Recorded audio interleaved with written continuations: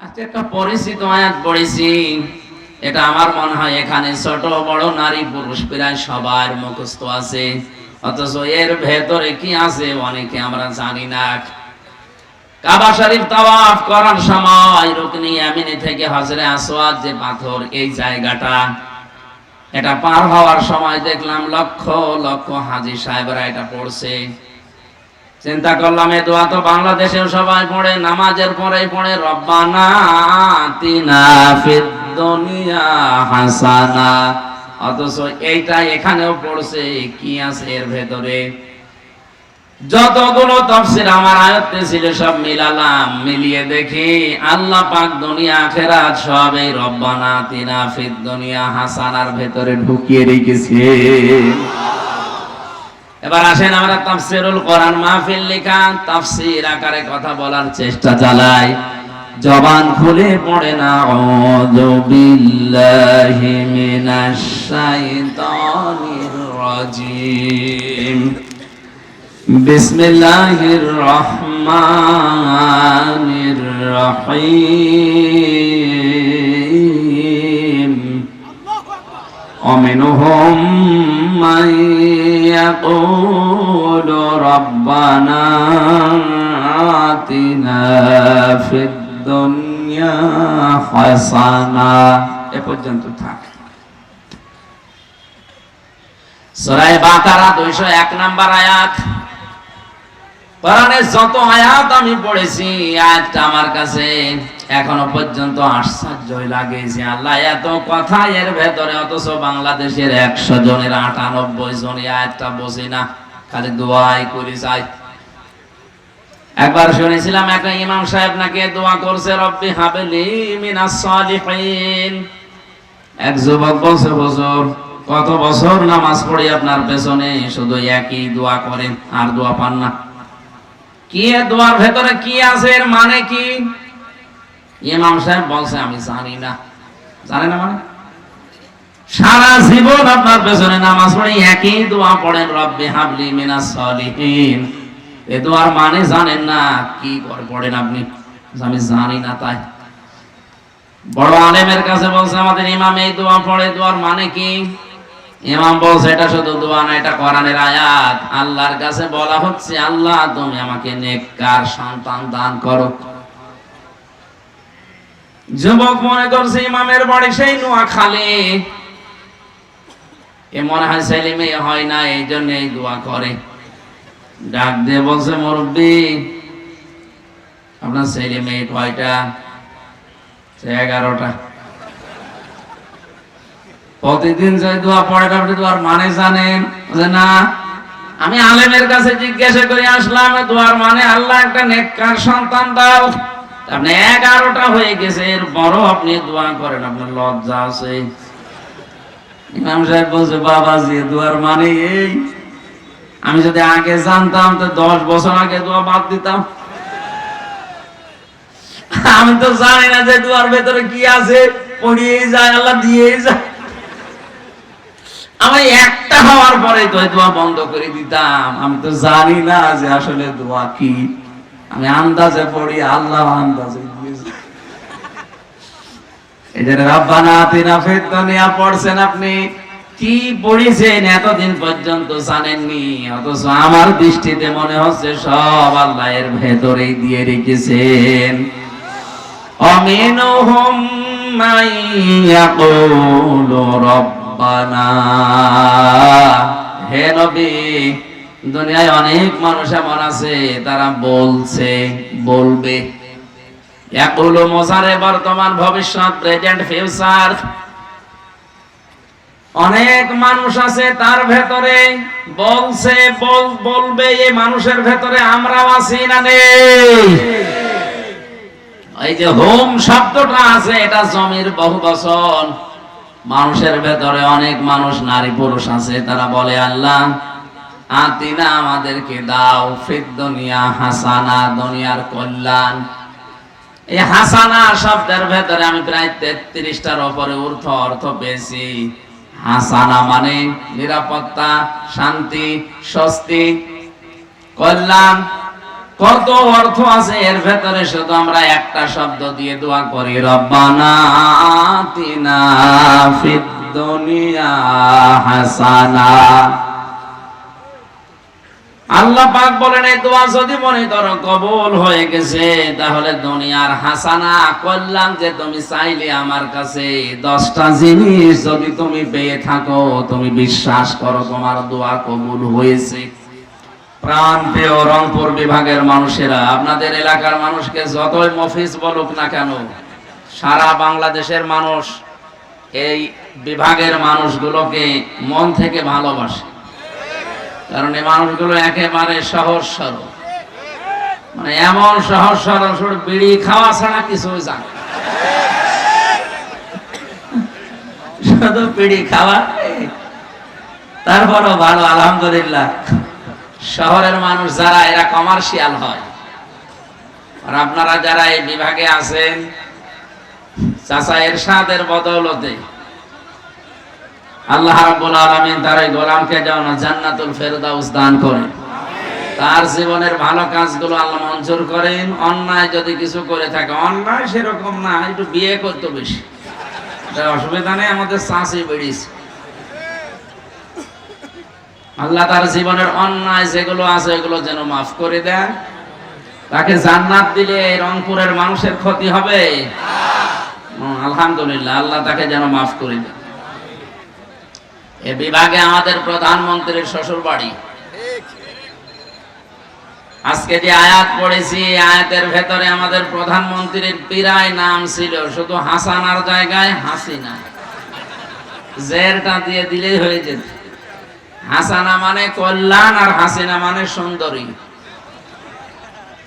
আমরা একটা সুন্দরী প্রধানমন্ত্রী পেয়েছি অন্তত, আলহামদুলিল্লাহ। এই মোবাইল বাজে কার গো? 1 ঘন্টা একেবারে অফ করে রাখবেন।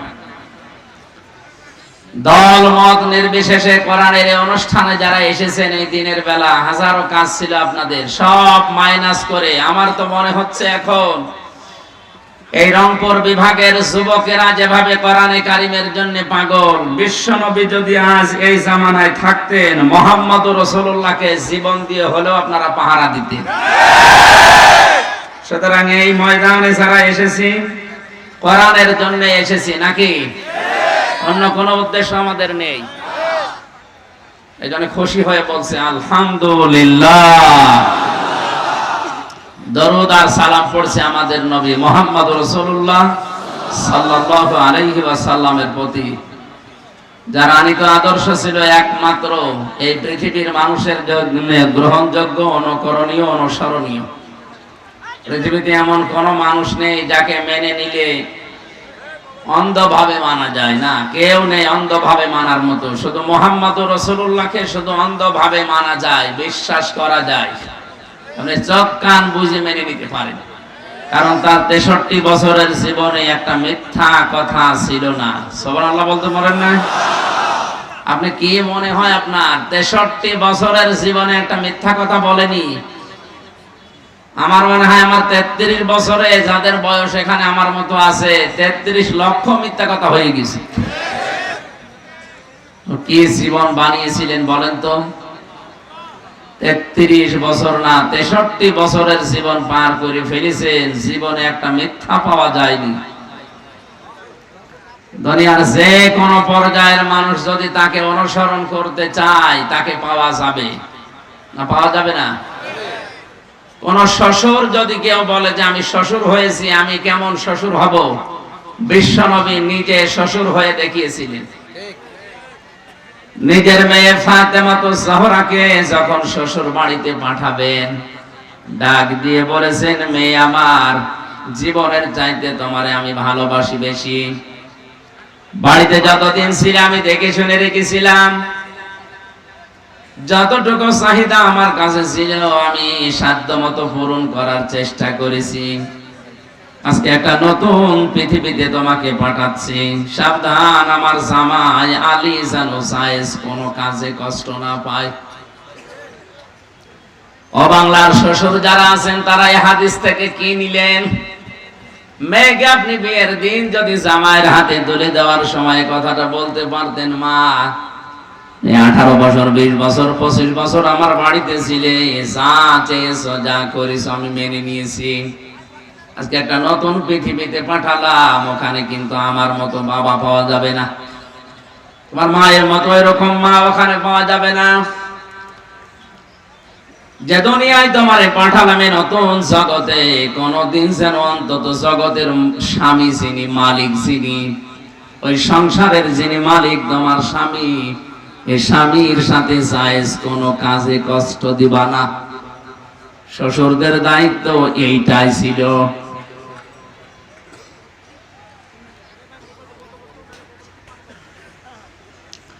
বাংলাদেশে তাহলে সংসার ভাঙা অনেক কমেছে তো। আরো মেয়ে তুলে দেওয়ার সময় বলে, মা তোর কোনো চিন্তা নেই, বেশি ঝামেলা দেখলে চলে আসবি, তোর অন্য জামাই ধরাবো। এক মেয়ে কয় জায়গায় বিয়ে দেবেন? নবীজি কি পারতেন না তার মেয়েকে 14 জায়গায় বিয়ে দিতে? আপনার মতো তার মেয়েকে বিয়ে করার জন্য মক্কায় ওই সময় লাইন দিয়েছিল অনেকেই, কিন্তু তিনি রাজি হননি। এমন একটা ছেলে দেখে তিনি বিয়ে দিয়েছিলেন। ফাতেমা তো জোহরার কাছে এসে বলেন, মা এমন একটা ছেলে আজকে তোমাকে বিয়ের প্রস্তাব দিয়েছে, যে ছেলেটা আমার সাহাবীদের ভেতরে সবচাইতে বেশি জ্ঞানী, সবচাইতে বেশি পরহেজগার, সবচাইতে বড় যোদ্ধা। ফাতেমা তো জোহরা তিনি জ্ঞানী ছিলেন, বুদ্ধিমতী ছিলেন। চিন্তা করলেন, জামাইয়ের নাম বলার আগে আমার বাবা এত প্রশংসা করে কার? আমি বুঝে ফেলেছি, আমার বাবা মনে হয় আলীকে আমার জন্য চয়েস করেছে। চোখ থাকলেন, মেয়েদের চোখ থাকায় সম্মতির লক্ষণ। নবীজি হাসতে হাসতে বের হলেন, ডাক দিয়ে বলেন, আলী আমার মেয়ে ফাতেমা রাজি হয়েছে, বিয়ের জন্য প্রস্তুতি নাও। বিয়ে যেদিন হয়ে গেছে ওই দিন তিনি এই কথাগুলো বলেছিলেন, সাবধান, জায়েজ কোন কাজে আমার জামাই যেন কষ্ট না পায়, মন খারাপ না করে। এরপরও যদি তাকে কষ্ট দাও, মন খারাপ করে থাকে, যতক্ষণ পর্যন্ত তাকে খুশি করতে না পারবা, এই অবস্থায় যদি তোমার মরণ হয়, ও মা ফাতিমা, আমি তোমার বাবা নবী হয়ে বলছি, তোমার জানাজায় আমি কিন্তু যাব না। আজ বাংলাদেশে আলেম বলেন আর সালেম বলেন, এরকম শ্বশুর দেশে আছে? বলেন নেই?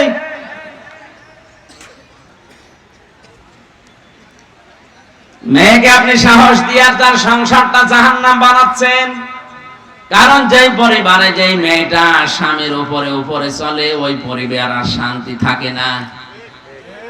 কেন বলেন তো?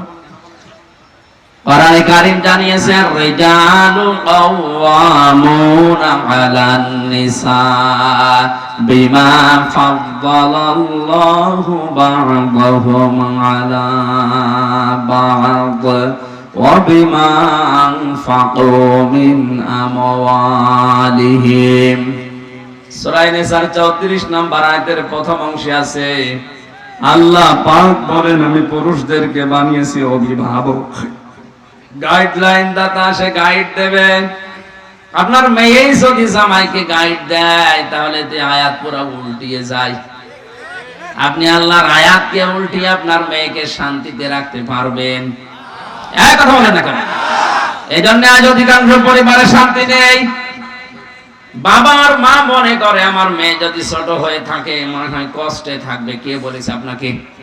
নবীজি পারতেন না তার মেয়েকে উপরে আরো তুলে দিতে? এত বড় কঠিন কথা বললেন না, যদি আমার জামাই রাগ করে থাকে আর ওই অবস্থায় যদি তোমার মরণ হয়, আমি তোমার বাবা নবী হয়ে বলছি, তোমার জানাজায় কিন্তু আমি যাব না। ওই মেয়ে আর সাহস পাবে? কত শাশুড়ি এই ময়দানে বসে আছে, মেয়ে যদি জামাইয়ের উপরে কথা বলে, জামাইকে যদি গাইডলাইন দিয়ে চালায়, টাইট দেয়, মেয়ের কথা মতো যদি জামাই চলে, লোকের কাছে গল্প করে, জামাই একটা পেয়েছে আল্লাহর ওলি, আমার মেয়ে যা বলে তাই শোনে। আর ওই যে ছেলেটা, ওই ছেলে আমার ওইটা হারামজাদা, ও শুধু ওর বউর কথা শোনে। তোমার জামাই তোমার মেয়ের কথা শুনলে সেটা হয় আল্লাহর ওলি। আর ছেলেটা তার বর কথা শুনলে ওইটা হয় হারামজাদা। তুমি কি কথা বলছেন না?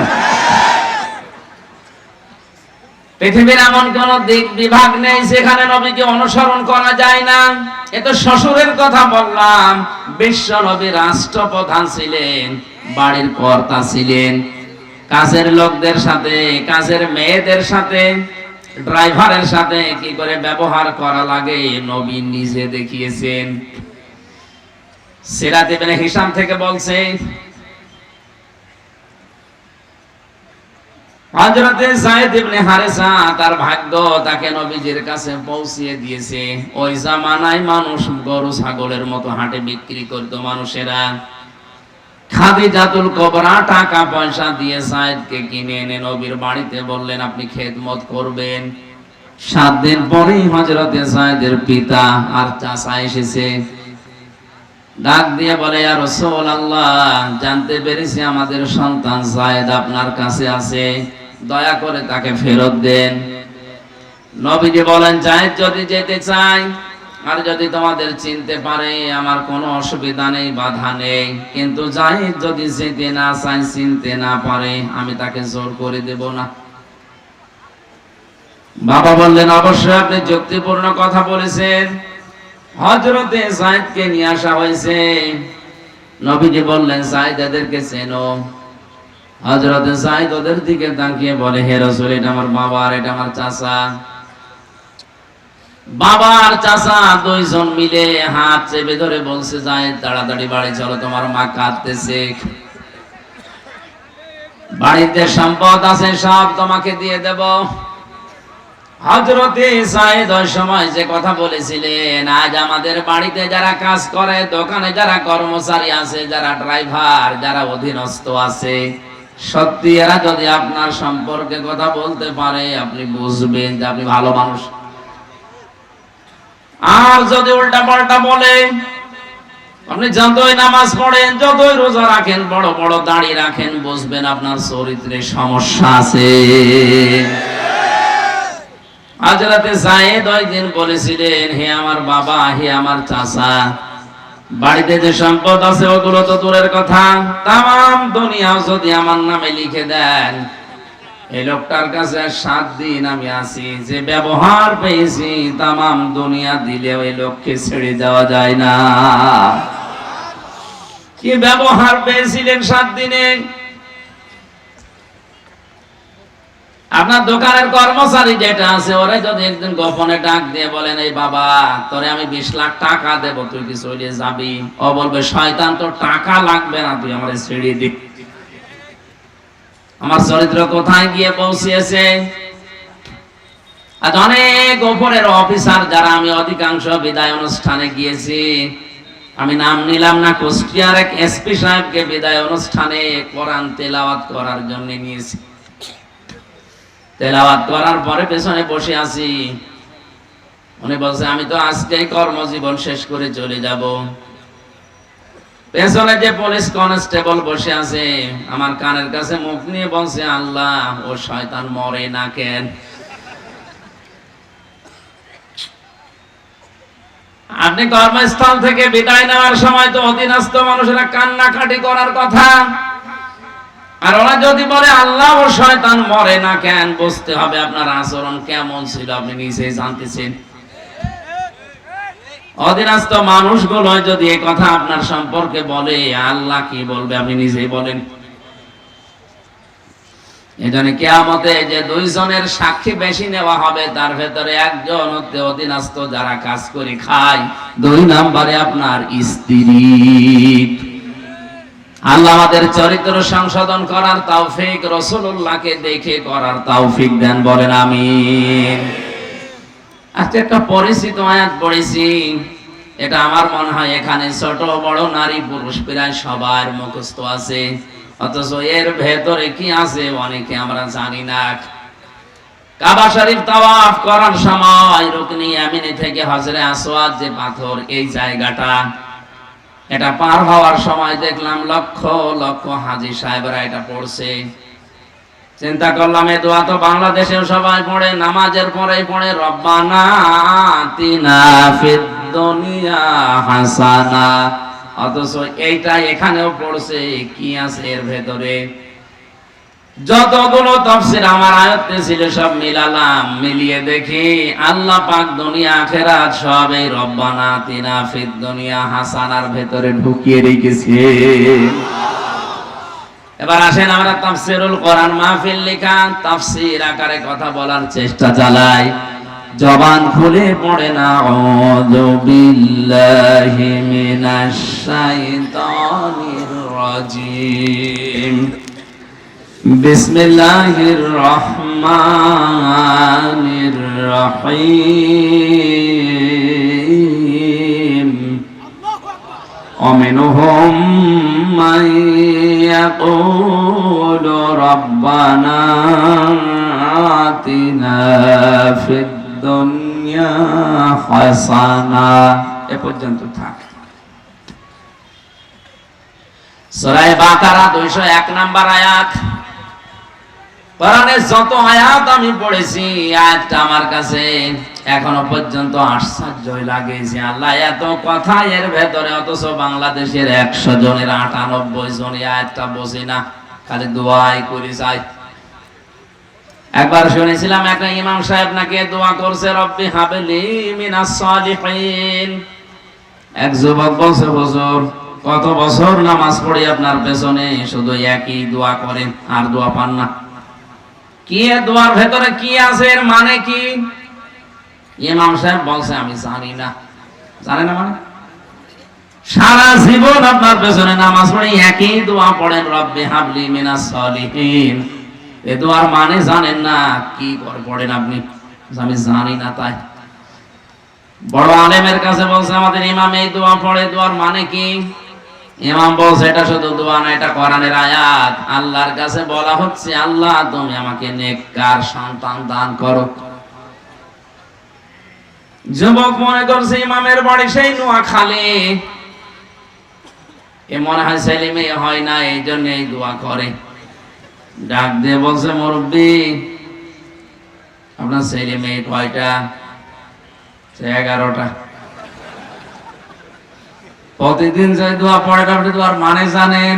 যে না, আমি আলেমের কাছে জিজ্ঞাসা করে আসলাম, দোয়ার মানে আল্লাহ একটা নেককার সন্তান দাও। আপনি 11টা হয়ে গেছে, এর বড় আপনি দোয়া করেন, আপনার লজ্জা আছে? ইমাম সাহেব বলছে, বাবাজি দোয়ার মানে এই, আমি যদি আগে জানতাম তো 10 বছর আগে দোয়া বাদ দিতাম। আমি তো জানি না যে দোয়ার ভেতরে কি আছে, পড়িয়েই যায়, আল্লাহ দিয়েই যায়। আমি একটা হওয়ার পরে তো দোয়া বন্ধ করে দিতাম। আমি তো জানি না যে আসলে দোয়া কি, আমি আন্দাজে পড়ি, আল্লাহ আন্দাজে দিয়েছে। এই যে রব্বানা আতিনা ফিদ দুনিয়া পড়ছেন, আপনি কি পড়েছেন এতদিন পর্যন্ত জানেননি, অথচ আমার দৃষ্টিতে মনে হচ্ছে সব আল্লাহ এর ভেতরেই দিয়ে রেখেছেন। অমিনহুম মান ইয়াকুলু রব্বানা। হে নবী, দুনিয়ায় অনেক মানুষ এমন আছে তারা বলছে, বলবে। ইয়াকুলু মুজারে বর্তমান ভবিষ্যৎ, প্রেজেন্ট ফিউচার। অনেক মানুষ আছে তার ভেতরে বলছে, বলবে। এই মানুষের ভেতরে আমরাও আছি না নেই? এই যে হোম শব্দটা আছে, এটা জমির বহুবচন। মানুষের ভেতরে অনেক মানুষ, নারী পুরুষ আছে, তারা বলে, আল্লাহ আতিনা আমাদেরকে দাও ফিদ দুনিয়া হাসানা, দুনিয়ার কল্যাণ। এই হাসানা শব্দের ভেতরে আমি প্রায় 33টার উপরে অর্থ পেয়েছি। হাসানা মানে নিরাপত্তা, শান্তি, স্বস্তি, কল্যাণ। কত অর্থ আছে এর ভেতরে, শুধু আমরা একটা শব্দ দিয়ে দোয়া করি, রব্বানা আতিনা ফিদ দুনিয়া হাসানা। আল্লাহ পাক বলেন, এই দোয়া যদি মনে করো কবুল হয়ে গেছে, তাহলে দুনিয়ার হাসানা, কল্যাণ যে তুমি চাইলে আমার কাছে, 10টা জিনিস যদি তুমি পেয়ে থাকো, তুমি বিশ্বাস করো তোমার দোয়া কবুল হয়েছে। 5 ওয়াক্ত নামাজের পরে ইমাম সাহেব দোয়া পড়ে না পড়ে না? বলে না কেন? এখানে আমরা সবাই, অনেকে নারীরা যারা নামাজ পড়ে, মহিলারা, তারাও নামাজ শেষ করে বলে রব্বানা আতিনা ফিদ দুনিয়া হাসানা। আল্লাহ বলেন দুনিয়ার হাসানা, দুনিয়ার কল্যাণ 10টা জিনিসের ভেতরে লুকানো আছে। কেউ যদিও 10টা জিনিস পেয়ে যায়, তার এই দোয়া সে কবুল হয়ে গেছে আল্লাহর দরবারে। বলেন সুবহানাল্লাহ। আপনি এবার দেখেন তো আপনি এই 10টা পেয়েছেন কিনা। এই আছেন, ময়দানে আছেন। 1 নম্বরে দুনিয়ার হাসানা হচ্ছে কোরআনে কারীম পাওয়া। আপনি বলতে পারেন আমি কোরআন পেয়েছি, আমার ঘরে এখনো কোরআন আছে না। কোরআন যদি কেউ পেয়েছে কথা বলে, তার 4টা জিনিস মানা লাগবে। সূরা বাকারা 1 নাম্বার পারা 18 নাম্বার পৃষ্ঠা 4 নাম্বার লাইনের 121 নাম্বার আয়াতটা তার দলিল। আল্লাযীনা আতাইনাহুমুল কিতাবা ইয়াতলুনাহু হাক্কা তিলাওয়াতি উলাইকা ইউমিনুনা বিহি। এই শিক্ষিত মানুষ যারা, তাদের বলছি আল্লাযীনা আতাইনাহুমুল কিতাব, আমি যাদেরকে কোরআন দিয়েছি, কিতাব দিয়েছি, ইয়াতলুনাহু হাক্কা তিলাওয়াতি, তারা এর হক আদায় করে তেলাওয়াত করে। কি করে? আরো জোরে বলেন। আপনি তো বলতে পারেন আমার ঘরে কোরআন আছে, আমি নিজেও পড়ি না। হক আদায় করে যদি আপনি পড়তে পারেন, তাহলে আল্লাহর ভাষায় আপনি কোরআন বিশ্বাসী। আর যদি হক আদায় করে পড়া না হয়, কোরআন আপনার ঘরে আছে, পড়াও হচ্ছে, কিন্তু হক আদায় করে হয়নি, এই জন্য আপনি কোরআনে অবিশ্বাসী। এই যে কোরআনে অবিশ্বাসী, এই শব্দটা তো আমি বানালাম। হ্যাঁ, ওমাই ইয়াকফুর বিহি ফাউলাইকা হুমুল খাসিরুন। যারা এই 4টা যে শর্ত মেনে কোরআন পড়লে হক আদায় করে পড়া হয়, যারা এগুলো করে না, এরা আমার কোরআন বিশ্বাস করে না, এরা দুনিয়া আখিরাতে ক্ষতিগ্রস্ত। বলেন নাউজুবিল্লাহ। এবার আসেন, কোরআন আমাদের কাছে আছে, কোরআন আমরা পেয়েছি, তার হক আদায় করার অর্থ 4টা। কয়টা? আমি তাফসীরের ভেতরে পড়ে প্রথমে ক্লিয়ার হতে পারছিলাম না যে হক আদায় এটা আবার কি। ডাক্তার জাকির নায়েকের যে 13 খণ্ড লেকচার আছে, এখানে তিনি সামারাইজ করে ইয়াতলুনাহু হাক্কা তিলাওয়াতির ব্যাখ্যা করেছেন। কেউ যদি পৃথিবীর কোনো কিছু হক আদায় করে পড়তে চায়, তার 60টা শর্ত মানা লাগে। 1 নম্বরে ওই বিষয়টা পড়া লাগে শুদ্ধ করে। কি করে? বলেন বলেন। শুদ্ধ করে না পড়লে, আপনি অশুদ্ধ কোরআন পড়লে, কোরআনই আপনার জন্য বরদোয়া দেবে। এই যে মহিউস সুন্নাহ, এই যে কওমি মাদ্রাসা যারাই বানিয়েছে, এখানে কোরআনে কারীম শুদ্ধ করে পড়ানো হয়। কারণ আমি নিজে কওমি মাদ্রাসা থেকে হাফেজি দাওরা আগে করে নিয়েছি। এখানে কোরআন শুদ্ধ করে পড়ানো হয়। আপনি নির্দ্বিধায় এখানে দিতে পারেন আপনার ছেলে মেয়েকে। কোরআন অশুদ্ধ পড়লে কোথা থেকে কোথায় অর্থ চলে যায়, আকাশ পাতাল, আপনি টের পাচ্ছেন না। ইযা জাআ নাসরুল্লাহি ওয়াল ফাত হয়েছে, তেলাওয়াত হয়েছে না? হয়নি। অথচ যারা বসে আছে দেখেন 30 বছর নামাজ পড়ছে, মাথা নাড়াচ্ছে, কিছু বলছে না। তার মানে মনে হচ্ছে যে আমার তেলাওয়াত হয়েছে। ইযা জাআ নাসরুল্লাহি ওয়াল ফাত হয়েছে? হ্যাঁ, হয়নি। মানে এবারটা তো হয়েছে, আগেরটা না সমস্যা ছিল না। আপনারা মনে হয় এখানে নেই, আছেন? এখানে আছেন? কি হয়েছে বলেন তো? প্রথমটাই সোয়াদের জায়গায় সিন বলেছিলাম, অর্থ হয়ে গেছে যখন আসবে ঈগল পাখি, তখন আপনি বিজয় পাবেন। আর আল্লাহ বলতে চেয়েছেন, হে নবী, যখন আমার সাহায্য আসবে, তখন আপনি বিজয় দেখতে পাবেন।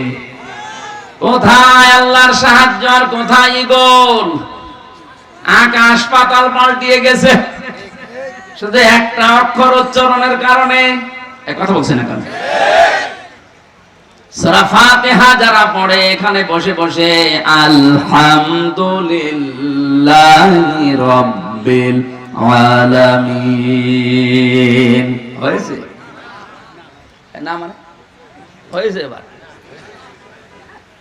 আলহামদুলিল্লাহি রাব্বিল আলামিন হয়েছে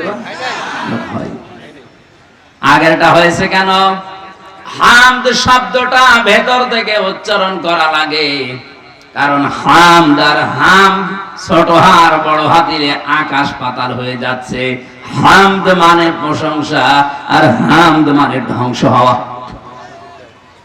সমস্ত ধ্বংস আল্লাহর জন্য যিনি আসমান জমিন বানিয়েছেন আর হামদ দিলে সমস্ত প্রশংসা আল্লাহর জন্য যিনি জগৎ সমূহের মালিক বলেন সুবহানাল্লাহ কোরআন পড়তে হলে যদি কেউ হক আদায় করে তাহলে তার শুদ্ধ করে পড়া লাগবে এটা তো আমি নিজে বললাম আরাতিলিল কুরআনা তারতিলা আল্লাহ পাক বলেন আমার কোরআন এটা সাধারণ জিনিস না পড়তে চাইলে স্পষ্ট ভাবে সহি শুদ্ধ করে মাখরাজ আদায় করে পড়বা এই জন্যই তো প্রতিটি অক্ষরে 10টা করে নেকি হয় উচ্চারণ করলেই 10টা নেকি হবে কেউ যদি আলিফ লাম মিম বলে 30টা নেকি হয়ে যাবে সুবহানাল্লাহ বলতে পারেন না দুনিয়ায় একটাই মাত্র কিতাব আছে যেটা পড়লে উচ্চারণ করলেই নেকি পাওয়া যায় পৃথিবীর আর কোনো বই নেই কিতাব নেই যেটা পড়লে আপনি সওয়াব পাবেন না এই একটা কিতাব কারণ এটা সরাসরি বের হয়ে এসেছে আল্লাহর কুদরতের মুখ দিয়ে আল্লাহর মুখ দিয়ে যেটা বের হচ্ছে সেটা আপনার মতো এই সলিমদ্দির মুখ দিয়ে বের হওয়া এটা কি অত সহজ জিনিস অথচ এখানে 100 জনের প্রায় 95 জন শুদ্ধ করে কোরআন পড়তে পারে না শুধু এতটুকুই না আপনাকে শুদ্ধ করে পড়লেই হক আদায় হবে না এটাকে বোঝার চেষ্টা করতে হবে সামনে রমজান বিশ্ব নবী রমজান মাস আসার 6 মাস আগে থেকে প্রস্তুতি নিতেন আর আমাদের সামনে মাত্র রমজানের আছে 5 দিন কয়দিন 5 দিন আমাদের প্রস্তুতি 6 মাস সময় তো নেই 5 দিন মাত্র আছে আজকে থেকে এখানে সিদ্ধান্ত নিয়ে যাবেন যতদিন পর্যন্ত আজরাইল না আসে কোরআন আমি শুদ্ধ করে পড়ি বুঝে না বুঝে মরা যাব না আজরাইল আসার আগে অন্তত এই কাজটা আমার আসল কাজ এটা হক আদায় করার দ্বিতীয় শর্ত আপনাকে বুঝতে হবে এটা আল্লাহর কসম আপনারা যারা লালনের মাজারে যান 8 রশিতে যান আমি যেতে নিষেধ করছি না কোরআন শরীফটা একবার বাংলায় মাতৃভাষায় পড়াটা একবার শেষ করেন জীবনে আপনাকে কেউ পিটিয়েও শিরিক বেদাত করাতে পারবে না জেলখানায় 3 বছর থাকার সুবাদে প্রায় 75 থেকে 77 বার আমি শেষ করেছি কোরআনে কারীম আর 150 বারের উপরে খতম হয়েছে আমার তো এখন বাংলা আরবিতে মনে হয় যে ওটা আয়নার মতো হয়ে গেছে আপনি একবার শেষ করে দেখেন রমজানে প্রতিদিন এক পারা করে দিলেও 30 দিনে হয়ে যাবে পুরাটা বাংলায় একবার করে দেখেন পুরা আল্লাহ কি বলতে চেয়েছেন কিছু না কিছু আয়ত্ত হবে আপনার যতটুকুই বুঝবেন অন্তত আপনাকে দিয়ে এই দেশে কেউ শিরিক বেদাত করাতে পারবে না লালনের মাজারে যাবেন না এই কথা তখন আমার আর বলা লাগবে না আপনি নিজেই টের পাবেন কারণ ওখানে গেলে মানুষ ভালো হওয়ার পরিবর্তে গাঁজা খাওয়া শিখতেছে কোন মুসলমান জেনে শুনে গাঁজা খেতে যাবে বলেন রংপুর বিভাগের মানুষেরা আবেগে যায় বউ ছেলে মেয়ে সব নিয়ে না বুঝে যায় আর আমার বাড়ির 2 বাড়ি পরেই তো আমি জানি কি হয় ওখানে সারা দেশ মিলে আপনি সেই কয় মন গাঁজা না পাবেন তার চাইতে বেশি গাঁজা পাবে দরবারে জেলখানায় গিয়ে আশ্চর্য হয়েছে এক লোকের আচরণ দেখে গাঁজা খাওয়ার জন্য পুলিশ তারে ধরে জেলে দিয়েছে ও বেটা কোন কায়দায় যেন গাঁজার বীজ নিয়েছে জেলের ভেতরে গাঁজা গাছ লাগিয়েছে জেলার এসে বলছে গাঁজা খাওয়ার জন্য পুলিশ ধরে ধরে মামলা দিয়ে দিয়েছে জেলে আর এখানে এসে তুই গাঁজার গাছ লাগালি মানুষ কি?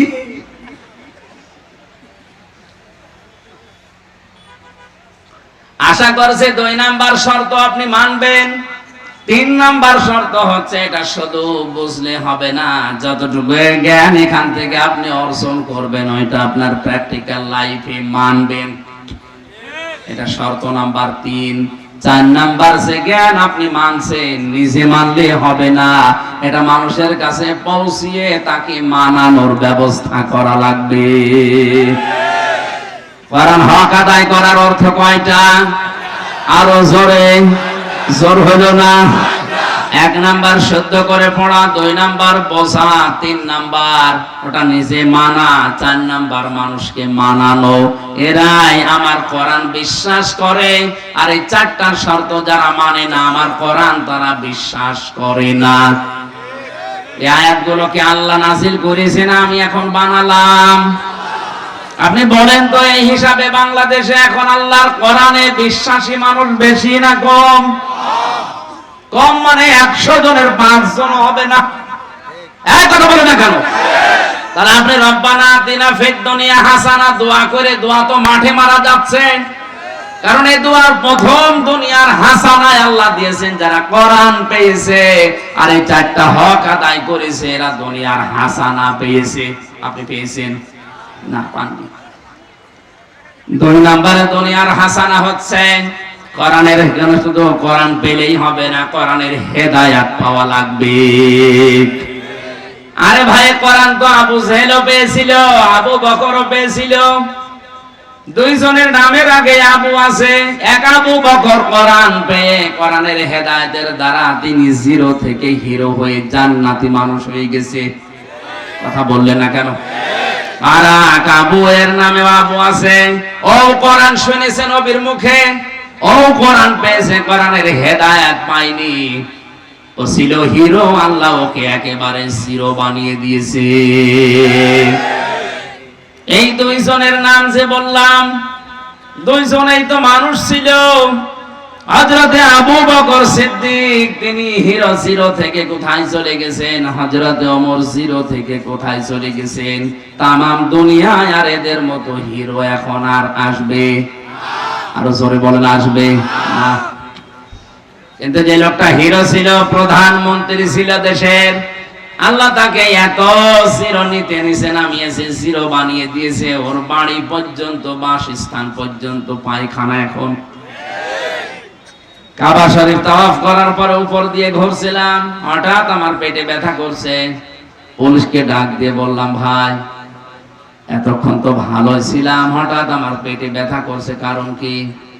পুলিশ আমারে বলছে, ইয়া হাজিউল হুজ্জাত আইনা বিলাদুকা, ও হাসি দেশ কোথায়? জি তুমি বাংলাদেশ। বাংলাদেশ থেকে এসেছি। আমারে বলে, হাসি আপনি জানেন না এটা কোন জায়গা? না তো। আবু জেহেলের বাড়ি। আপনি এখনো পায়খানা না করে দাঁড়িয়ে আছেন, তাড়াতাড়ি করেন। পায়খানা করে দেখি আমার পেটের ব্যথা ভালো হয়ে গেছে। আল্লাহ আমাকে জানাতে চায়, হামজা এত টাকা খরচ করে সে বাংলাদেশ থেকে আসলে, আর এই শয়তানের মুখে পায়খানা না করে চলে যাবা, তাড়াতাড়ি করো। কি বানিয়েছে তাকে? আপনিও সারা জীবন রব্বানা আতিনা ফিদ দুনিয়া হাসানা দোয়া করে চলছেন, আপনি কোরআনের হেদায়েত এখনো পাননি, কারণ কোরআনের হেদায়েত পেলে আপনার জীবন পাল্টিয়ে যেত। যারা কোরআনের হেদায়েত পায় তারা কোরআনকে সামনে রাখে, যারা কোরআনের হেদায়েত পায় না ওরা কোরআনকে পেছনে রাখে। আজ আমরা কোরআনকে সামনে রেখে চলতে পারি না। আমাদের পরিবারে আজ কোরআনে কারিম নেই, সমাজে নেই, রাষ্ট্রে নেই, সংসদে নেই, সব পেছনে। সব কি? এই কথা বলেন, সব কি? আকালার রাসূল ইয়া রাব্বি ইন্না কওমি ইত্তাখাযু হাযাল কুরআনা মাহজুরা।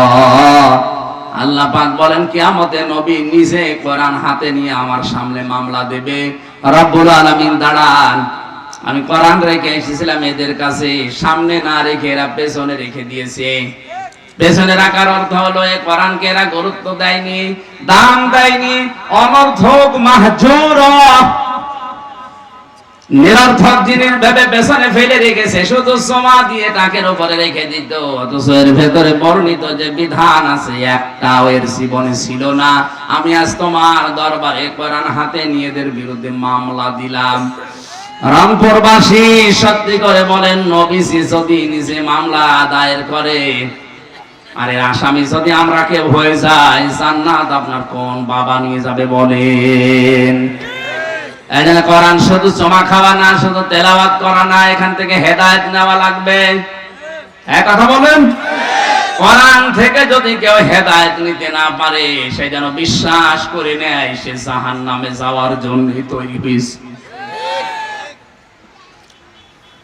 গিরিশচন্দ্র সেন বেটা বাড়ি আর নরসিংদী, হিন্দু মানুষ, পুরা কোরআন শরীফ পড়েছে, লিখেছে, বুঝেছে, অথচ কোরআন থেকে হেদায়েত নেয়নি। এই জন্য তাকে পুড়িয়ে ফেলেছে, জানাজা দেয়নি। কথা বলে না কেন? আপনিও যদি কোরআন পড়েন, বোঝেন, লেখেন, শোনেন, কিন্তু কোরআন থেকে হেদায়েত যেটা নেওয়া দরকার, পথ নির্দেশিকা নেওয়া দরকার। সামনে রমজান মাস, এই মাসে আল্লাহ কোরআন নাযিল করে জানিয়েছেন এইটা, শাহরু রমাদান আল্লাযী উনজিলা ফীহিল কুরআন হুদাল লিন-নাসি ওয়া বায়্যিনাতিম মিনাল হুদা ওয়াল ফুরকান। আল্লাহ পাক বলেন, এই সে রমজান মাস, যে মাসে আমি কোরআন নাযিল করেছি। কেন জানো? স্পষ্ট দলিল আর প্রমাণ দিয়ে হক বাতিল পার্থক্য করার জন্য। সুতরাং রমজান মাস আমাদের সামনে আর 4-5 দিন আছে, কোরআনও আমাদের সামনে আসে।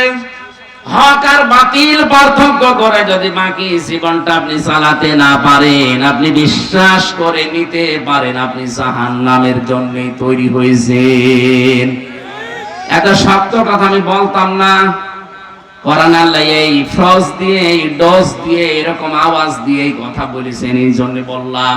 আল ফুরকান শব্দ এমনি দেয়নি।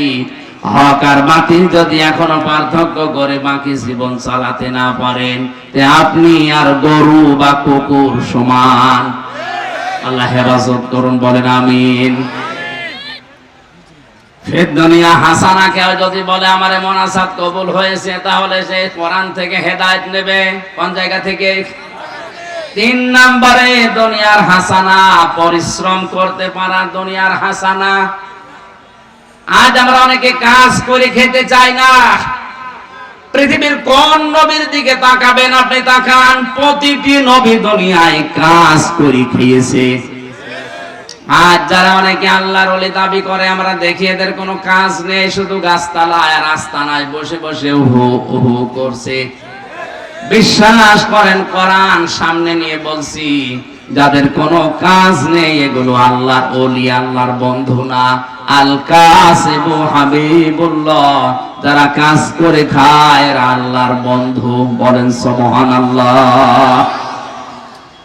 যে কোনো কাজ হোক, কাজে কোনো লজ্জা নেই। অলজ্জা হচ্ছে অলসতায়। কিসে? নামাজ শেষ হয়ে গেলেই মসজিদে ফরজ নামাজের পরে সুন্নত নফল পড়া ঠিক না। আপনি নফল সুন্নত বাড়িতে পড়বেন, অফিসে পড়বেন, কিন্তু ফরজ নামাজটা শুধু মসজিদে যেয়ে পড়বেন। এ নির্দেশ রাসূলের। কার? বলেন বলেন। নামাজ শেষ হয়ে গেলে মসজিদে বসে বসে মেয়ের গল্প করার দরকার নেই, জামাইয়ের গল্প করার দরকার নেই। নামাজ শেষ, মসজিদ ছেড়ে দেন। কোথায় যাবেন? ফান্তাশিরু ফিল আরদি, জমিনে ছড়িয়ে যান। অবতাগু মিন ফাদলিল্লাহ, আল্লাহর অনুগ্রহ, আল্লাহর রিজিক তালাশ করেন। কারণ মসজিদ হচ্ছে রহমত পাওয়ার জায়গা, আর জমিন হচ্ছে রিজিকের জায়গা। মসজিদে রিজিক পাওয়া যায় না, কারণ মসজিদে ঢুকেই মানুষ বলে আল্লাহুম্মা আফতাহ লি আবওয়াবা রাহমাতিক, হে আল্লাহ তুমি আমার জন্য রহমতের সব দরজা খুলে দাও। মসজিদ কিসের জায়গা? রহমতের। আরো জোরে বলেন, আরো জোরে। রহমত শেষ, এখন আর আপনি মসজিদে বসার দরকার নেই। আপনি এবার জমিনে ছড়িয়ে যাবেন ফসল। আল্লাহুম্মা ইন্নী আসআলুকা মিন ফাদলিক, হে আল্লাহ আমি তোমার কাছে রিজিক চাই, ফসল চাই। এখানে ফসল মানে রিজিক। ফসল মানে কি? সুতরাং মসজিদে এখন আর বসে থাকবেন না, আপনি ছড়িয়ে যাবেন জমিনে। লাকাদ খালাকনাল ইনসানা ফি কাবাদ, আমি মানুষকে পরিশ্রম করার জন্যই বানিয়েছি। সুতরাং যারা পরিশ্রম করে এই মানুষগুলোকে আল্লাহর নবী জানিয়েছেন এরা আল্লাহর বন্ধু। যারা আজ বিভিন্ন গাছতলায় আর আস্তানায় আর দরবারে বসে আছে, বলেন তো এই হাদিস দ্বারা ওরা আল্লাহর বন্ধু না শত্রু? বিশ্বাস করেন যাদের কোনো কাজ নেই, পরিশ্রম নেই, শুধু বসে বসে খায়, এরা আল্লাহর শত্রু। দুনিয়া আপনাকে বসে খাওয়ার জন্য আল্লাহ পাঠায়নি।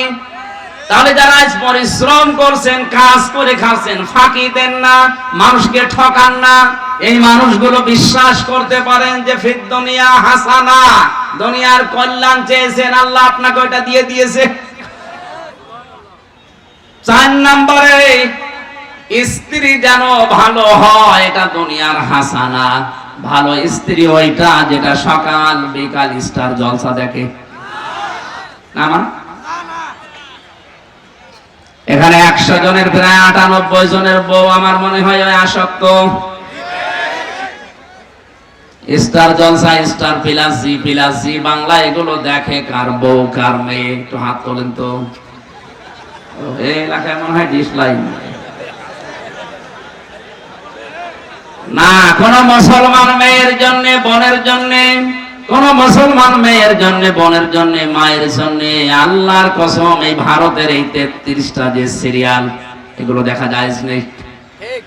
কারণ এর ভেতরে কোন শিক্ষা তো দূরের কথা, শুধু কিভাবে ঘর ভাঙা লাগে আর এর কথা ওর কাছে কোট নামও করে লাগিয়ে সংসার নষ্ট করা লাগে, এটা শেখায়। অথচ এই দুইটাই হারাম। কথা বলেন না কেন? আর বাকি যেগুলো আছে তো আছে, এই বেপরদা ওগুলো তো বাদই দিলাম। শিক্ষামূলক যদি কিছু থাকতো তাও তো বলতাম। শিক্ষা এতটুকু যে খালি সংসার কি করে ভাঙা লাগে, স্বামীর মনে কি করে দুঃখ দেওয়া লাগে, কি করে স্বামীকে ফাঁকি দিয়ে অন্য জনের সাথে লাইন করা লাগে, এই শিক্ষা দিচ্ছে শুধু। আজকে থেকে মেয়েরা, যেহেতু সামনে রমজান মাস, আজকে এই মাহফিলে আপনি এসে একটা ভালো কাজ করেন, তাওবা করে যান, যতদিন জীবনে বেঁচে আছি ভারতের কোন সিরিয়াল দেখবো না। রাজি আছেন আপনি? দেখেন, আপনারা দেখেন, আমি জানি সময় পাবেন কখন দেখবেন। দেখেন তো ওরা বাড়িতে বসে বসে কি করবে? কোরআন শরীফ পড়তে পারেন না, সূরা ইউসুফটা? তাহলে ইউসুফের মতো একটা সন্তান আল্লাহ আপনাকে দিত। সূরা মরিয়ম পড়তে পারেন না, সূরা মরিয়ম পড়লে মরিয়ম আলাইহিস সালামের মতো এরকম চরিত্রবান একটা মেয়ে আপনাকে আল্লাহ উপহার দিত। সূরা মরিয়মের ভেতরে প্রায় 9টা গুণ আছে হযরতে মরিয়ম আলাইহিস সালামের। আপনার পেটে যে সন্তান আছে, ওই পেটে সন্তানের ভেতরে এই 9টা গুণ আল্লাহ দিত যদি পেটে সন্তান নিয়ে সূরা মরিয়ম পড়তেন। অনেকেই দোয়া করে বলে, হুজুর ছেলে মেয়ে যেন আব্দুল কাদের জেলানী আর মা ফাতেমার মতো হয়, দোয়া করেন। এমনি হবে? আব্দুল কাদের জেলানী যে মায়ের পেটে এসেছে, ওই মায়ের দিকে তাকান, তার পেট কত সংরক্ষণ ছিল। এত বড় আল্লাহওয়ালা মেয়ে মানুষের পরেও আব্দুল কাদের জেলানী মাঝে মাঝে বলতো, মা তুমি আমাকে পেটে রাখা অবস্থায় কোনো হারাম কাজ করিছো? মা বলে, কি বললি? বলতাম না, কারণ আমি যা পড়ি আমার মনে থাকতে চাই। মনে হয় তুমি আমাকে পেটে নিয়ে কোনো হারাম কাজ করিছো, বলো দেখি কি করিছো। মা বলে, বাবা আব্দুল কাদের, তোর পেটে রাখা অবস্থায় কোন হারাম কাজ করেছি বলে আমার মনে পড়ে না, তবে একটা কথা আমার মনে আছে। ভালো করে শুনবে, এখানে শিক্ষা আছে। সম্মানিত মা বোনেরা, সন্তান যাদের পেটে আছে তাদের জন্য এটা আরো জরুরি। আমার পেটে যখন তোর বয়স 9 মাস, তোকে আমি নিয়ে বেড়াতে গিয়েছিলাম পেটে নিয়ে তোর নানির বাড়িতে। উঠানের উপরে আচার শোকাতে দিয়েছে রোদে, আমি খেয়ে ফেলেছিলাম। পরে দেখি খোঁজ নিয়ে ওটা তোর নানির না, পাশের বাড়ির একজন দিয়ে গেছে। ও বাবা আব্দুল কাদের, মানুষের জিনিস তোরে পেটে রাখা অবস্থায় না বলে খেয়েছি, এই প্রভাব মনে হয় তোর মেধার উপরে পড়েছে, এই কারণেই তোর পড়া মনে থাকতে চায় না। ও দিনাজপুরবাসী, কি মনে হয় আপনার? আসলে আব্দুল কাদের জিলানীর কাহিনী বলেন, কাহিনী শুনতে এসেছেন, এইটা আসল কাহিনী। মানুষের জিনিস সন্তান পেটে রেখে না বলে খাওয়ার কারণে ওই প্রভাব যদি সন্তানের মেধার উপরে পড়ে, আজ আমাদেরকে যারা পেটে নেয় ওরা কত কিছু না বলে খেয়ে হজম করে ফেলছে। ছেলে মেয়ে এমনি আব্দুল কাদের জিলানীর মতো হবে? তারপরও কত সুন্দর সন্তান তিনি জন্ম দিয়েছিলেন। এই মা মাত্র 5.5 বছর বয়স ছেলেটাকে নিয়ে গেছে মাদ্রাসায়। ওস্তাদ ডাক দিয়ে বলে, আব্দুল কাদের বলো দেখি আলিফ। হযরতে আব্দুল কাদের বলে, হুজুর আলিফের মানে কি? আলিফের মানে কি এটা আমি জানি না। আলিফের মানে আপনি জানেন না, আপনার কাছে আমি পড়বো না, কারণ যে জিনিসের অর্থ হয় না ও জিনিস আমি পড়ি না। ওস্তাদ বলে, বাবাজি তুমি কি জানো আলিফের মানে? হ্যাঁ, আমার মায়ের কাছ থেকে শুনেছি। কি শুনেছো বলো? তিনি পরিচয় দিলেন আলিফ দিয়ে আল্লাহর। আল্লাহু লা ইলাহা ইল্লা হুয়াল হাইয়ুল কাইয়্যুম। তিনি তেলাওয়াত করে আল্লাহর 10টা ক্ষমতার কথা তুলে ধরলেন এই আয়াত দিয়ে।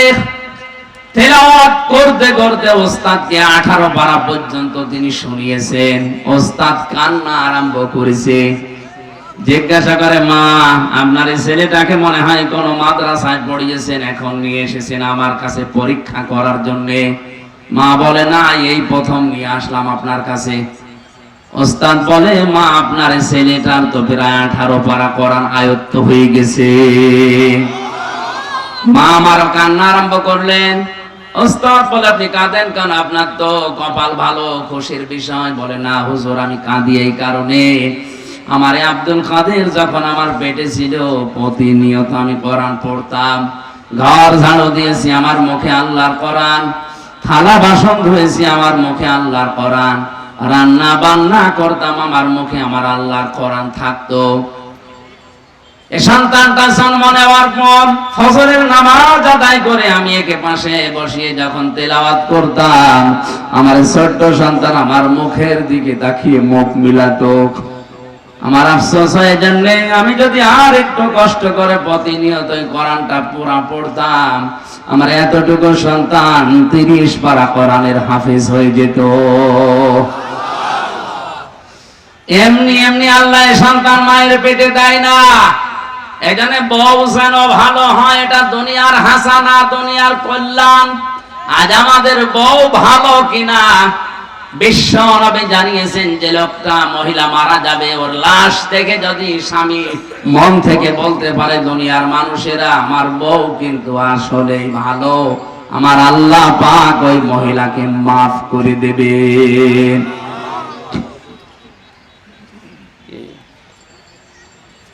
কেন এতক্ষণ পর্যন্ত ছাড়েননি? এখনো আমার পেরে 6-7টা পয়েন্ট বাকি আছে। বারবার এগুলো করলে তো হবে না। আগে থেকে করেননি কেন? তাফসীরুল কোরআন লিখে দিয়েছেন, তাফসীর তো এখন একটা একটা করে 16টা পয়েন্ট আছে, এখানে কেবল 3টা চলছে, এখনো তো ঘন্টা খানিক সময় লাগবে। কয়টা আজান? কয়টায়? 20 আজান মানে? ও মাগরিব, আমি তো এশার আজান ধরে রেখেছি। এই জন্য চালাচ্ছিলাম এইভাবে, সামারাইজ করার দরকার ছিল না। সময় এটা পর্যন্ত চললো, ওখানে আবার এশার নামাজ পড়ে ওঠা লাগবে যে কোন জায়গা, ওটা কত দূর এখান থেকে? আরে ভাই, আমি যত লিখেছি আয়াতের তাফসীর, 1-2 ঘন্টার ব্যাপার নেই, অনেক সময় লাগবে। 1-2 ঘন্টা কত লেখা, আমি তো আবার আদায় করতে দিলেন এত তাড়াতাড়ি, সব বলবো কি করে? মাগরিবের পর 1 ঘন্টা না, এইভাবে মাহফিল নিয়েছেন আপনারা 2টা একদিনে। না, ফেরদনিয়া হাসানা, আমাদের দোয়া কবুল হচ্ছে না। আমরা তাফসীরের ভেতরে যা পেলাম, হাদিসে যা পেলাম, আমাদের দুনিয়ার হাসানা কবুল হয়নি, শুধু দোয়াগুলো মাঠে মারা যাচ্ছে। সুতরাং এই হাসানা গুলো যদি আমরা পেতে চাই, একটা একটা করে যা বলছি এইগুলো আগে অর্জন করেন। আল্লাহ আমাদেরকে ফিরদুনিয়া হাসানা যেন দয়া করে দান করেন, বলেন আমিন। এরপরে আছে আফিল আখিরাতি হাসানা, আখিরাতের কল্যাণ দাও। এরপরে আছে ওয়াকিনা আযাবান নার, জাহান্নাম থেকে বাঁচা। অনেক কথা তাফসিরে আছে।